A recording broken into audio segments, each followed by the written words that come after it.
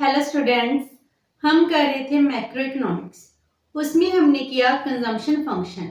Last session में हमने किया psychological law of consumption and आज हम करेंगे इम्प्लीकेशंस और importance of psychological law of consumption. जो केस ने फंडामेंटल लॉ दिया है, साइकोलॉजिकल लॉ ऑफ कंजम्पशन दिया है, इसकी क्या इम्पोर्टेंस है और इसकी क्या इम्प्लीकेशंस हैं। इम्पोर्टेंस एंड इम्प्लीकेशन ये दोनों सेम ही है of the psychological law of consumption और द कंजम्पशन फंक्शन। अब हम करते हैं इसकी importance. First is strategic importance of investment. Psychological law of consumption क्या रिप्रेजेंट करता है? जी इन्वेस्टमेंट के ऊपर बहुत ज्यादा फोकस कर रहा है। साइकोलॉजिकल लॉ ऑफ कंजम्पशन जी कहता है जब एक पर्सन की इनकम इंक्रीज होगी तो उसकी कंजम्पशन भी इंक्रीज होगी, और इसीलिए वो कह रहे हैं कि अगर हम चाहते हैं consumption function, consumption expenditure increase हो तो हमें जरूरत क्या है, इनकम को इंक्रीज किया जाए। इनकम को इंक्रीज कैसे किया जा सकता है? With the help of investment. अगर इन्वेस्टमेंट इंक्रीज होगी इकोनॉमी में तो एम्प्लॉयमेंट जनरेट होगा।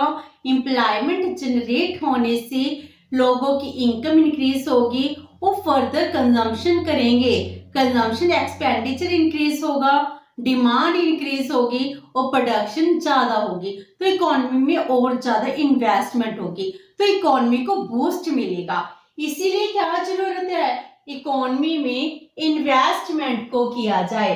अगर इकोनॉमी में ज्यादा से ज्यादा इन्वेस्टमेंट की जाएगी तो उसका इम्पैक्ट क्या पड़ेगा, लोगों की इनकम इंक्रीज होगी और इकोनॉमी में बूस्ट आएगा, जिससे हमारी इकोनॉमिक प्रॉब्लम्स है, डिप्रेशन की, रिसेशन की प्रॉब्लम्स है, वो खत्म हो सकती हैं।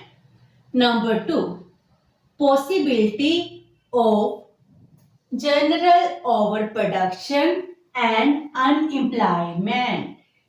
मीन्स इससे पहले 1930 की ग्रेट डिप्रेशन से पहले इकोनॉमिक्स क्या मान रहे थे कि इकोनॉमी में कभी भी ओवर प्रोडक्शन की सिचुएशन क्रिएट नहीं होती, ना ही अनएम्प्लॉयमेंट की सिचुएशन आती।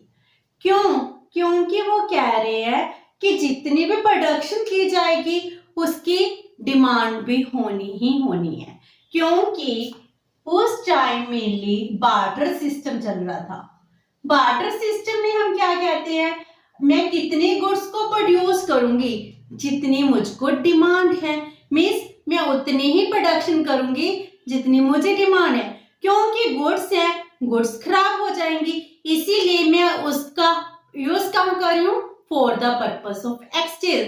अगर मुझे एक्सचेंज करनी है, मैं उसको सेव करके तो रख नहीं सकती। मेरे पास अनाज है, वीट है, मैं उसको 5 साल 10 साल के लिए सेव तो नहीं करूंगी, तो मैं कितना वीट प्रोड्यूस करूंगी, जितनी मुझे जरूरत है, जितनी मैं कंज्यूम करूंगी अदर गुड्स। सो जितनी भी इकोनॉमी में प्रोडक्शन होगी उतनी ही डिमांड होगी।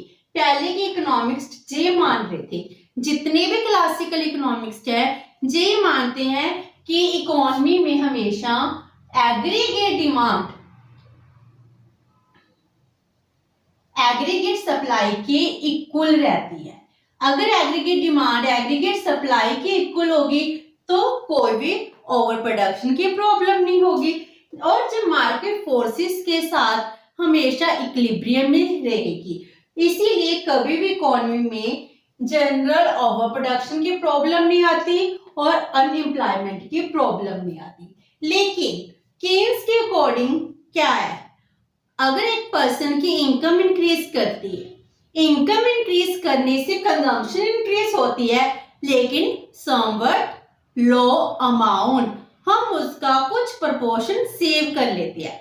अगर हम सेविंग करेंगे तो प्रोडक्शन की डिमांड क्या होगी, रिड्यूस हो जाएगी। डिमांड कम होने से सप्लाई का स्टॉक क्या हो जाएगा, इंक्रीज हो जाएगा। इसीलिए ओवर प्रोडक्शन की सिचुएशन इकोनॉमी में आ सकती है और अनएम्प्लॉयमेंट भी हो सकती है, जिसको 1930 के ग्रेट डिप्रेशन ने शो कर दिया, जिसमें हम कहते थे कि इकोनॉमी में कभी भी डिप्रेशन नहीं आएगा, मार्केट फोर्सेस हैं अपने आप ही इक्विलिब्रियम क्रिएट कर देंगे। लेकिन 30 की डिप्रेशन ने शो किया कि गवर्नमेंट की इंटरफेरेंस बहुत जरूरत है, मार्केट फोर्सेस अपने आप काम नहीं करेंगे, इसके लिए इन्वेस्टमेंट करनी पड़ेगी ताकि डिमांड और सप्लाई में बैलेंस मेंटेन किया जाए। ये हमें psychological law of consumption show कर रहा है कि इकोनॉमी में ओवर प्रोडक्शन भी हो सकती है, अनएम्प्लॉयमेंट की सिचुएशन भी क्रिएट हो सकती है। Number 3, refutation of says law में जिस सेज के लॉ को रिफ्यूज कर रहा है। सेज लॉ क्या था? वो क्लासिकल इकोनॉमिक्स था। He said supply creates its own demand. ये बहुत बड़ी लाइन बोल दी इसने कि सप्लाई अपनी डिमांड खुद ही क्रिएट कर लेगी। इकोनॉमी में कोई फैक्टर्स ऑफ प्रोडक्शन है, अगर उसको एम्प्लॉयमेंट दिया जाएगा तो प्रोडक्शन होगी, प्रोडक्शन के सेल करके उसको इनकम आएगी, अगर इनकम होगी तो वो कंजम्पशन की डिमांड करेगा, तो जितनी भी सप्लाई इकोनॉमी में की जा रही है उतनी ही डिमांड होगी। तो पहले क्या था, सीज ने जी लॉ दिया था supply creates it's on demand. तो केन्स ने क्या कह दिया कि साइकोलॉजिकल लॉ ऑफ कंजम्पशन के अकॉर्डिंग कि सभी की सभी सप्लाई की डिमांड नहीं की जा सकती, क्योंकि इकोनॉमी में ओवर प्रोडक्शन की प्रॉब्लम क्रिएट हो जाती है। अगर ओवर प्रोडक्शन होगी तो सप्लाई डिमांड नहीं कर पाएगी, इस वजह से इकोनॉमी डिप्रेशन में चली जाएगी, इकोनॉमी में रिसेशन आना स्टार्ट हो जाएगा, जिसको केन्स का साइकोलॉजिकल लॉ ऑफ कंजम्पशन बहुत अच्छे से एक्सप्लेन कर रहा है।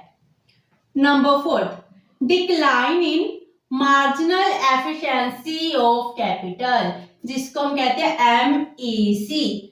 मार्जिनल एफिशिएंसी ऑफ कैपिटल का मीनिंग क्या है? अगर इकोनॉमी में इन्वेस्टमेंट होती है, इन्वेस्टमेंट किस पर्पस से की जाती है? To earn profit. मेरा एक ही पर्पस है कि मैं अगर बिजनेस में पैसा लगाऊं तो मुझे प्रॉफिट होना चाहिए, इन्वेस्टमेंट होगी तो प्रॉफिट होगा। इन्वेस्टमेंट करने से मुझे कितना रेट ऑफ प्रॉफिट मिलेगा उसको हम कहते हैं मार्जिनल एफिशिएंसी ऑफ कैपिटल।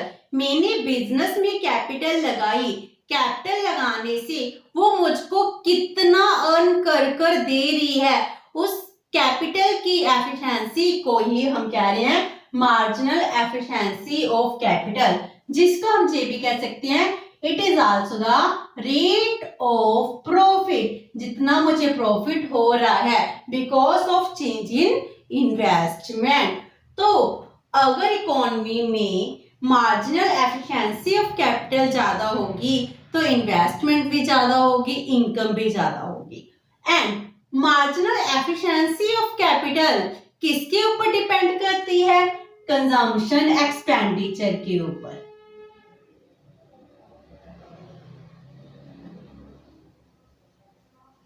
अगर लोग ज्यादा खर्चा करेंगे, खर्च ज्यादा होगा तो फिर क्या होगा? डिमांड इंक्रीज होगी, डिमांड इंक्रीज होगी तो इन्वेस्टर की रेट ऑफ प्रॉफिट भी इंक्रीज होगा, इसीलिए margin efficiency of capital increase कर जाएगी।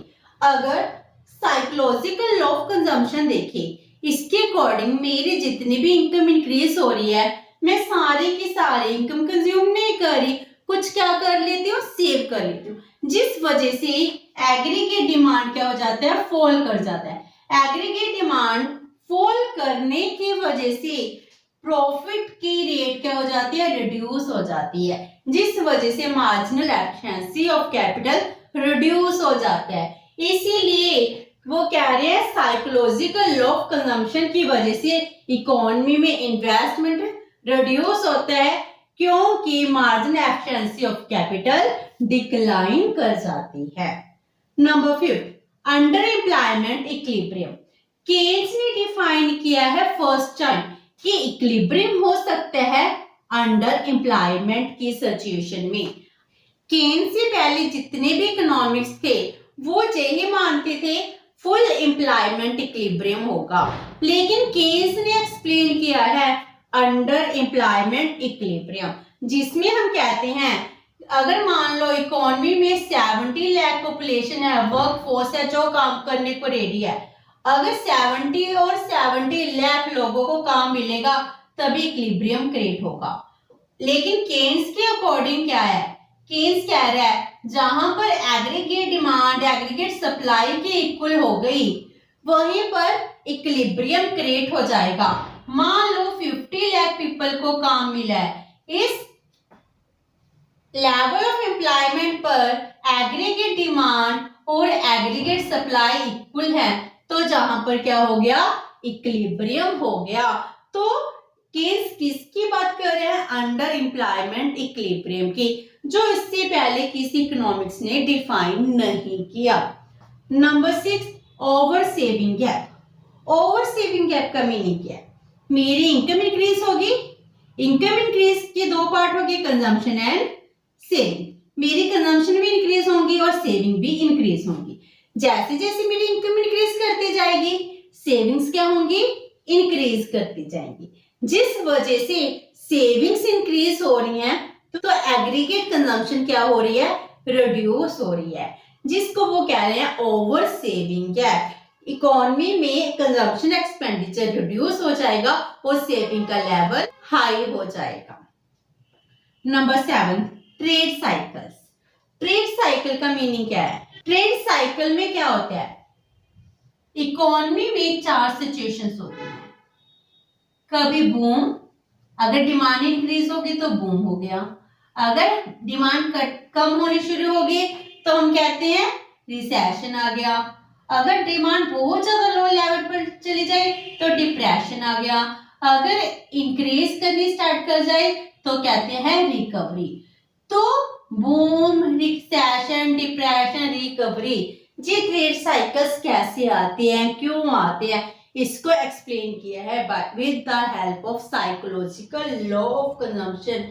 क्योंकि जैसे जैसे इनकम इंक्रीज होती है डिमांड भी इंक्रीज होती है, लेकिन थोड़ी सी कम परसेंटेज में, जिस वजह से रिसेशन आना शुरू हो जाता है। एक लेवल पर डिमांड बिल्कुल कम हो जाती है, अगर हमारी इनकम कम हो जाएगी क्या हम कंजम्पशन करना कम कर देंगे, नहीं, तो फिर भी हमारी कंजम्पशन होगी तो रिकवरी होनी स्टार्ट हो जाती है।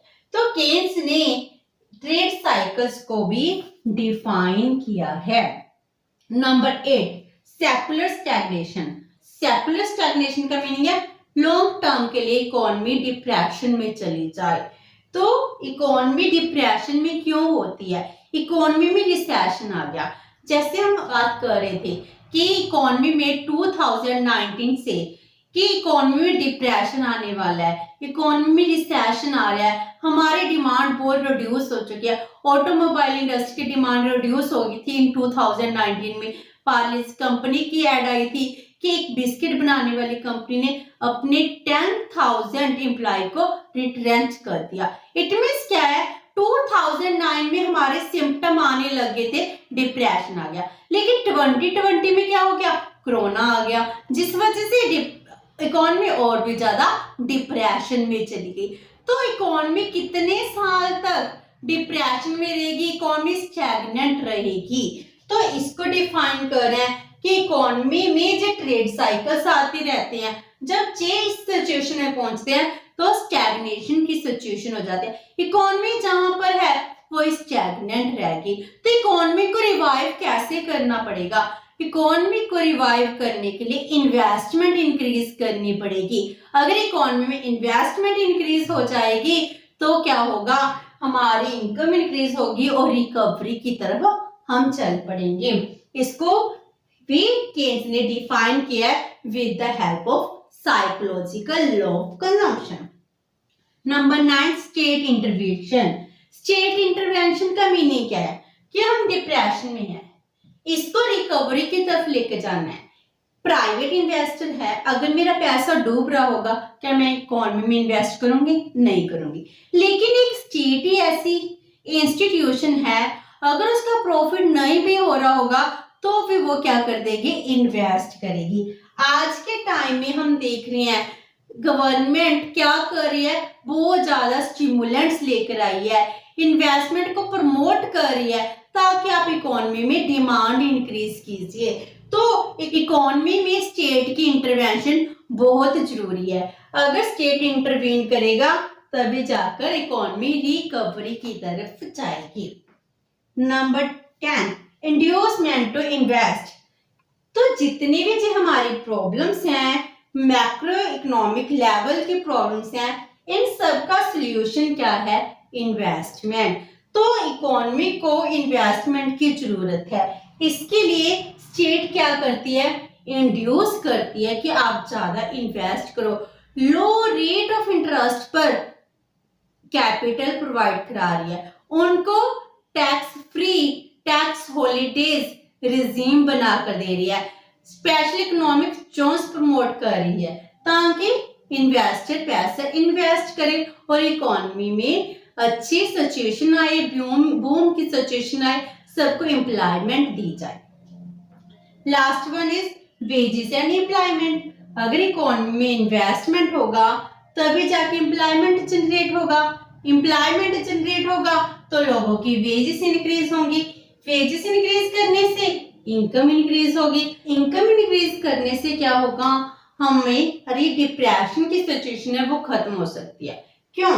क्योंकि जो पुअर पीपल हैं उन लोगों की मार्जिनल प्रोपेंसिटी टू कंज्यूम बहुत ज्यादा हाई होती है कंपेयर टू रिच पीपल। अगर हम रिच पीपल से कंपेयर करते हैं तो रिच पीपल की मार्जिनल प्रोपेंसिटी टू कंज्यूम कम होती है और पुअर पीपल की ज्यादा होती है। इसलिए जब भी इकोनॉमी में इन्वेस्टमेंट होगी, इन्वेस्टमेंट होने से एम्प्लॉयमेंट इंक्रीज हो जाएगी, वेजेस इंक्रीज हो जाएंगी और एग्रीगेट कंजम्पशन एक्सपेंडिचर भी इंक्रीज हो सकता है। ये थी हमारी importance of the psychological law of consumption. Hope so कि आपको समझ आ गया होगा। अगर आपकी कोई क्वेरी है तो post it in the comment box. अगर वीडियो अच्छी लगी तो please like and share with your friends. Thank you so much and have a nice day.